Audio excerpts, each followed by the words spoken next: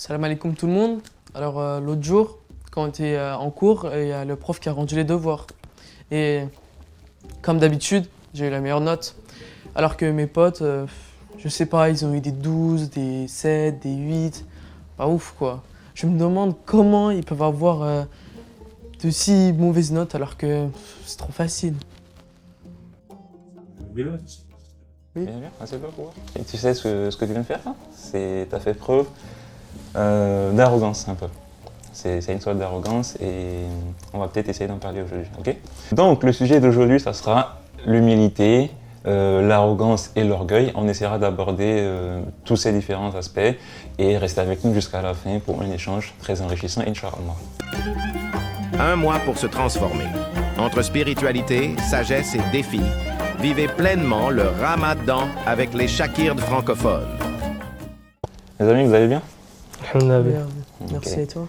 Ça va, alhamdoulilah. Après, c'est difficile d'aller mal après ce qui s'est passé hier. On a bien mangé après le iftar. Et le tarawih, c'était même un peu lourd, non? Un peu abus, ouais. Un peu. Toi, tu dormais carrément, on limite un peu, non? Ah, s'il te plaît, un peu. Ok. Mais le plus important, t'as terminé. Et aujourd'hui, c'est un nouveau jour, Inch'Allah. Ouais, Abi, Inch'Allah, aujourd'hui, ce sera pas pareil. Je vais. Non, bon, bref, allez-y, Abi. Ok, bon les amis, aujourd'hui je voulais qu'on parle d'un sujet un peu important, c'est l'humilité et l'arrogance. J'aimerais d'abord vous poser une première question. Pour vous, c'est quoi l'arrogance? Abi, moi, je peux répondre. Pour moi, l'arrogance, ça serait. Comment dire? C'est se moquer des gens, ne pas. Enfin, se prendre de haut, on va dire, par rapport aux autres. En gros, prendre les autres de haut, Ouais, c'est ça, oui. les faire se sentir inférieurs par rapport à toi, c'est ça? Oui, c'est ça. Moi, en vrai, je pense que c'est une bonne définition de l'arrogance. En fait, l'arrogance, c'est la manifestation d'une fierté, entre guillemets, un peu trop élevée, qui commence à devenir même nuisible. Tu vois, par exemple, l'individu arrogant, c'est quelqu'un qui a un certain attribut, une qualité qu'il a en lui, que ce soit par exemple la connaissance, l'intelligence, la richesse, la force physique, et il commence tellement à se vanter de cet avantage-là qu'il a par rapport aux autres, à tel point qu'il commence à les critiquer, à les rabaisser et à les mépriser. C'est ça en fait là. Mais Abi, si je ne me trompe pas, c'est bien l'un des plus grands péchés, non? Oui, Omar, tu as bien raison.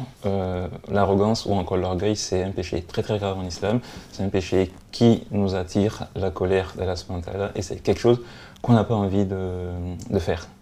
Et le point sur lequel je voulais attirer votre attention, c'est quoi? C'est on peut distinguer deux types d'arrogance, entre guillemets. L'arrogance qu'on fait ou qu'on commet envers Allah subhanahu wa ta'ala et l'arrogance qu'on commet envers la créature d'Allah subhanahu wa ta'ala, c'est-à-dire nos semblables ou même les autres créatures. Donc, lorsqu'on commet une arrogance envers Allah subhanahu wa ta'ala, cette arrogance-là, c'est un blasphème. Et lorsqu'on commet l'arrogance envers les créatures d'Allah subhanahu wa ta'ala, c'est considéré comme un très grand péché. Blasphème, pour dire qu'on n'est plus musulman. Exactement, le blasphème, c'est quelque chose qu'on commet et qui nous retire le statut de musulman. Et ici, le blasphème contre Allah subhanahu wa ta'ala, c'est quelque chose de très grave qui nous retire le statut de musulman. Et en parlant de blasphème contre Allah subhanahu wa ta'ala ou d'arrogance, il y a un exemple qu'on ne peut pas omettre de mentionner, c'est l'exemple de Pharaon à l'époque de Moussa alayhi salam. À cette époque-là, le pharaon, il a demandé à ses serviteurs de lui construire une échelle ou une sorte d'égide pour qu'il puisse directement aller confronter Allah subhanahu wa ta'ala. Vous voyez, ça, c'est difficile de faire plus blasphématoire que ça, en fait. Et ça, ce type de blasphème qu'on fait envers Allah subhanahu wa ta'ala, c'est directement De l'arrogance. ouais, de l'arrogance et ça nous retire le statut de musulman. Ça ressemble au shirk? Oui, c'est ça. Ouais. Le shirk, c'est l'association. On peut aussi le voir comme une sorte d'orgueil, mais il y a une petite différence entre les deux. L'arrogance, là, c'est plutôt se comparer à Dieu directement, comme Pharaon le faisait. Et là aussi, c'est directement hors des cases. D'accord. Du coup, le deuxième type d'arrogance, c'est l'arrogance qu'on commet envers les créatures d'Allah subhanahu wa ta'ala, envers nos semblables. Okay? Et est-ce que vous avez un exemple qu'on peut donner Moi, j'ai un exemple. Ouais. Iblis, quand Allah Ta'ala lui demande de se prosterner devant Adam alayhi salam, Ouais. si je ne me trompe pas. Il a refusé de se prosterner parce qu'il croyait qu'il était supérieur à lui. Voilà, je crois Oui, que c'est ça. c'est exactement ça. Ça aussi, c'est un exemple qu'on ne peut pas omettre de mentionner, Mm. disons que c'est entre guillemets le premier acte d'arrogance qu'on a enregistré. C'est lorsque Iblis a refusé de se prosterner parce qu'il a dit « Moi, j'ai été créé de feu et Adam, lui, il a été créé d'argile, donc je suis supérieur à lui et tout. » Donc là, c'est l'arrogance typique qu'on commet envers la créature d'Allah subhanahu wa ta'ala. En pensant qu'on est supérieur à cette créature-là, on la méprise et on la traite d'une manière qui n'est pas convenable. Mais aussi, il y a les tribus de Ad et de Thamud à qui Allah a donné plus de puissance, de la force, et qui ont, avec cette force, qui ont utilisé pour cause, pour oppresser les autres. Oui, c'est un bon exemple aussi. Les Ad et les Thamoud, ils sont mentionnés à plusieurs reprises dans le Coran. Allah les a donné beaucoup de capacités, ils construisaient de très très beaux bâtiments, tout ça. Ils avaient aussi l'avantage physique et malgré ça, ils ont utilisé tout ça en fait ils se sont sentis supérieurs aux autres peuples, ils ont commencé à les oppresser comme tu l'as dit. Et ça, c'est une arrogance, c'est un très très très très grand péché. Quand on voit aussi comment ces tribus-là ont fini dans le Coran. Et pour un peu étayer tout ce qu'on dit là sur l'arrogance, je vais vous donner deux versets. Le premier verset, c'est dans la sourate Luqman, où Allah subhanahu wa ta'ala dit « Ne détournez pas votre visage des gens avec arrogance et ne marchez pas avec arrogance sur la terre. Parce qu'Allah subhanahu wa ta'ala n'aime pas ceux qui sont arrogants et vantards. » Ça, c'est le premier point. On voit déjà, c'est ce qu'on avait dit au début, ça attire la colère d'Allah subhanahu wa ta'ala. Et Allah n'aime pas les arrogants. Le deuxième verset, c'est dans la sourate Ar-Raf, verset 146, où Allah dit « Et je détournerai de mes versets ceux qui sont orgueilleux sur la terre sans droit. Et s'ils voient tous les signes, ils ne croiront pas en eux. S'ils voient le chemin de la rectitude, ils ne le prendront pas comme chemin, mais s'ils voient le chemin de l'égarement, ils le prendront comme chemin. » Ce verset aussi, je le trouve très, très intéressant parce que Allah subhanahu wa ta'ala dit « Les personnes arrogantes ne verront pas les signes qu'il a mis dans son Coran, dans son livre. Ça. Donc en fait, c'est des personnes qui seront menées, comme il a dit, vers l'égarement, et l'égarement qui mène vers l'enfer, qu'Allah subhanahu wa ta'ala nous en préserve. Amen. Et aussi un point important, c'est un hadith du prophète sallallahu alayhi wa sallam qui dit qu'une personne qui a ne serait-ce qu'un atome d'orgueil dans son cœur n'entrera pas au paradis. Vous voyez que ça vient encore en fait montrer la gravité du péché qu'est l'orgueil. Et même il y a aussi une suite à ce hadith, c'est quoi? C'est les compagnons lui ont demandé, du coup, est-ce que, par exemple, on ne devait pas être content d'avoir de beaux vêtements ou de porter de belles chaussures et tout? Et là, le prophète leur a répondu qu'il n'y a pas de problème à être content d'avoir ce qu'on a, si c'est beau ou pas, il n'y a pas de problème à être content. Mais le péché, en fait, vient lorsqu'on commence à se sentir supérieur aux autres. Lorsqu'on commence à rabaisser les autres, c'est en ce moment-là qu'on tombe dans le péché de l'orgueil. Okay. Okay. La réponse, elle est toute simple. C'est en deux mots, l'humilité et la modestie. L'humilité, directement, c'est le manque d'arrogance, mais la modestie, en fait, c'est le fait de prendre conscience de notre propre faiblesse, de prendre conscience que tout vient d'Allah subhanahu wa ta'ala et de ne surtout pas aussi avoir une valeur excessive de nous-mêmes. Bien sûr, il faut avoir confiance en nous, je ne dis pas qu'on ne doit pas avoir une confiance en nous, mais cette confiance en nous là, doit être en fait plafonnée par la crainte d'Allah subhanahu wa ta'ala, la reconnaissance envers Allah subhanahu wa ta'ala, et ce n'est qu'ainsi qu'on ne pourra pas dévier pour tomber dans l'arrogance. Okay. Ouais. Et il y a aussi même un hadith, je crois qu'on l'avait lu la dernière fois, c'était un hadith qu'on avait lu sur l'humilité, je ne sais pas si vous vous en rappelez. C'était pas celui de Abu Huraira? Oui, il avait rapporté, mais après, Abu Huraira, il a rapporté beaucoup de hadiths. Je dis ça comme ça. Oui, mais c'est... Non, il a bien deviné quand même. Hein. Non, mais bon, c'est bien ça. C'était un hadith de Abu Huraira où il disait qu'Allah subhanahu wa ta'ala augmente la dignité de son serviteur qui pardonne. Si une personne fait preuve d'humilité pour l'amour d'Allah subhanahu wa ta'ala, alors Allah ne fait qu'exalter son honneur. Vous voyez que c'est un hadith très très important qui rappelle l'importance de l'humilité. En effet, je pense que c'est bien ça. Et aussi, par exemple, si on regarde dans la vie de notre prophète, le prophète alayhi salam, dans sa vie, quand il vivait des moments de détresse ou de gloire, il nous montrait l'exemple. Et oui. aussi, il ne vivait pas dans un château aussi, quoi. Ouais, t'as bien raison. Dans tous ces moments de sa vie, il a toujours Il a toujours fait preuve d'humilité. Et un des exemples qu'on peut donner, c'est lors de son retour après l'émigration à Médine, lorsqu'il revenait à la Mecque, il était venu victorieux. Mais malgré ça, quand il est entré à la Mecque, il est venu en commandant fier, mais la tête baissée, en reconnaissant des bienfaits qu'Allah subhanahu wa ta'ala lui a accordés et que tout ce qu'il a obtenu là, ce n'est que la bénédiction d'Allah. Ouais. Ouais. Ah oui, je me souviens aussi de l'histoire où il y avait une personne qui tremblait à l'idée d'être en compagnie du prophète. Oui. Et à cela, le prophète sallallahu alayhi wa sallam a répondu je ne suis pas un roi, je suis fils d'une mère qui mangeait de la viande. Ouais, l'histoire même, c'est même lors de son retour Oui, c'est ça. à la Mecque que la personne voulait aller le voir et tout, et il ne se sentait pas bien. Et là, directement, le prophète l'a rassuré. Je ne suis pas un roi, alors qu'on sait très bien, le prophète c'est le meilleur des hommes et tout. Et il a dit non, je ne suis pas un roi, je suis fils d'une mère, comme toi, comme moi. Et ça, c'est vraiment une grande preuve d'humilité en fait. Ouais. Du coup, à travers cette histoire, il y a beaucoup de leçons qu'on tire. C'est que peu importe notre statut, peu importe nos richesses, peu importe qu'on ait de très bonnes notes à l'école, il y a aucun... On doit seulement nous dire que tout ça, ça vient d'Allah subhanahu wa ta'ala, que c'est une bénédiction d'Allah subhanahu wa ta'ala, et que même ça peut être une épreuve pour nous. Parce qu'en fait, si Allah subhanahu wa ta'ala nous donne beaucoup de richesses, c'est pour nous éprouver, pour nous tester, pour voir si malgré ces richesses qu'on a là, on sera toujours reconnaissant envers lui. Donc tout ça, c'est une épreuve d'Allah subhanahu wa ta'ala, et on doit essayer de la passer avec succès en étant reconnaissant et en ne rabaissant pas les autres qui n'ont pas ce qu'Allah subhanahu wa ta'ala nous a donné. Okay.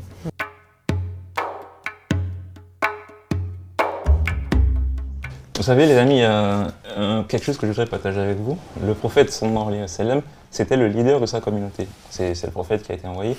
Et malgré ce statut qu'il avait, c'était quelqu'un de très humble. C'était quelqu'un qui réparait ses vêtements lui-même. C'était quelqu'un qui aidait dans les tâches ménagères. C'était quelqu'un, lorsqu'il était assis avec ses compagnons, tu ne pouvais pas distinguer c'était qui le chef parmi eux. Tellement il était fondu dans la masse. Vous voyez. Donc c'était un exemple concret d'humilité, et pour illustrer ça, je vous propose de lire un extrait à la page 294. Tu peux lire, Omar, s'il te plaît? Oui, ah oui.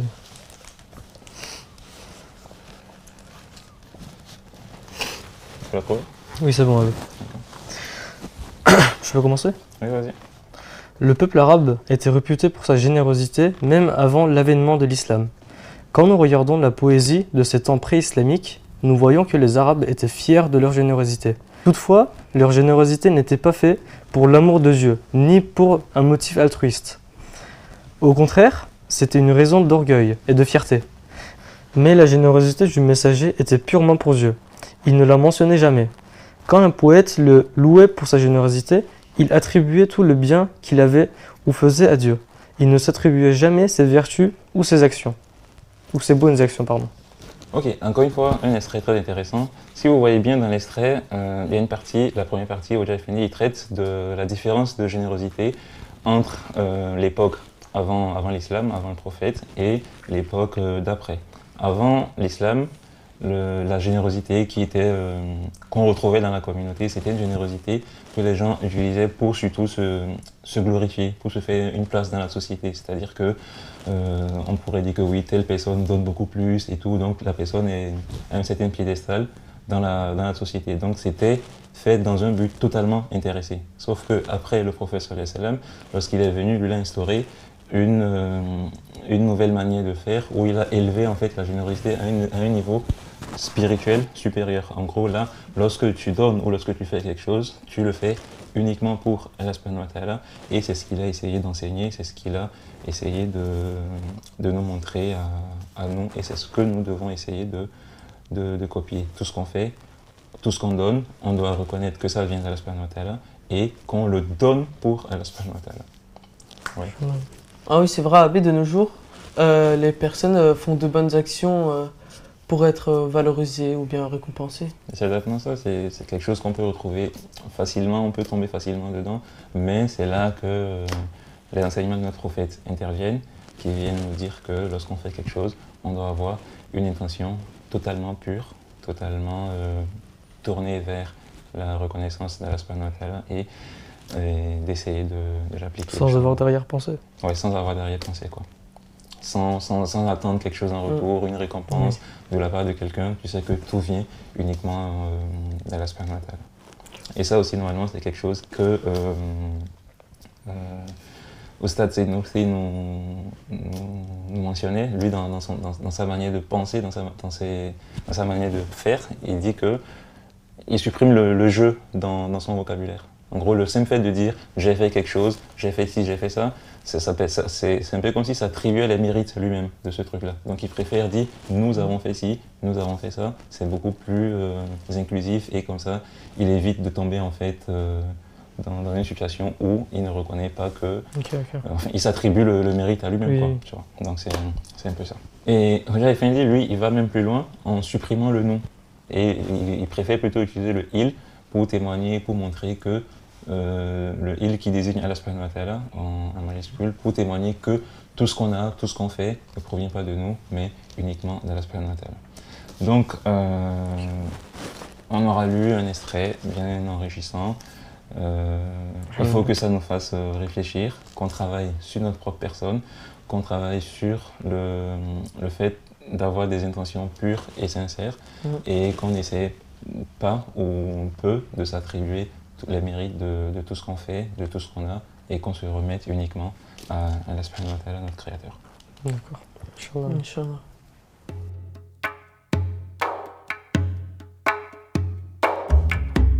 Ya Allah, nous demandons de ta majesté et de ta volonté de nous accorder des faveurs supplémentaires pour que nous soyons capables d'atteindre les objectifs que tu nous as fixés, pour que nous ayons le pouvoir de les surmonter et pour que nous ayons les capacités nécessaires pour y parvenir. Nous demandons que cette faveur nous rende indépendants de tout autre que toi. Ya Allah, accorde-nous la grâce de nous rapprocher de toi, de donner la priorité aux affaires de l'au-delà, de donner la priorité aux œuvres du monde spirituel et d'en faire le but de notre vie, au point que nous n'ayons pas besoin de l'aide d'autrui à cet égard. Ya Allah, nous demandons ton pardon pour les erreurs et les péchés que nous avons commis, pour que nous puissions ressentir du regret et les abandonner immédiatement. Nous te demandons de nous accorder une repentance sincère et de ne plus jamais revenir sur nos erreurs. Avec la promesse de ne pas recommencer, nous ne voulons pas que notre repentance soit comme celle de ceux qui agissent avec insouciance. Ya Allah, éclaire-nous d'une lumière de ta présence glorieuse, de telle sorte que nous soyons à l'abri de l'élimination de tout autre que toi.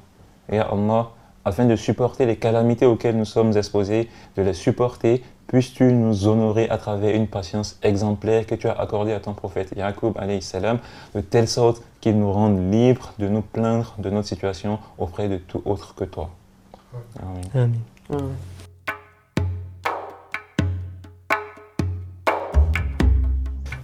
Du coup, je vais vous proposer de lire le hadith du jour. Bilal, tu peux le lire s'il te plaît? Il a été rapporté par Bukhari que le prophète, paix et bénédiction soit sur lui, a dit « Les plus aimés d'Allah sont ceux qui sont humbles et qui traitent les autres avec respect. » Oui, exactement. C'est un hadith qui vient compléter ce qu'on avait dit récemment à propos de l'orgueil. Oui, tout à l'heure, on avait vu que Allah subhanahu wa ta'ala n'aimait pas que... Oui, l'orgueil attirait la colère. Voilà, oui, voilà, on ça. avait vu que l'orgueil attirait la colère d'Allah subhanahu wa ta'ala et que là, maintenant, le contraire de l'orgueil, c'est-à-dire l'humilité, le respect des autres, attire l'amour d'Allah subhanahu wa ta'ala à travers le hadith. Donc voilà, c'est le message que j'ai essayé de faire passer avec vous à travers cet échange. Essayons de rester humbles, peu importe notre situation. Encore une fois, comme je l'ai dit, peu importe qu'on ait des bonnes notes et tout, on ne doit pas rabaisser les autres. Et essayons plutôt de nous mettre au rang des meilleurs hommes de l'humanité qui ont fait preuve d'humilité. Inch'Allah. Inch'Allah. Ok.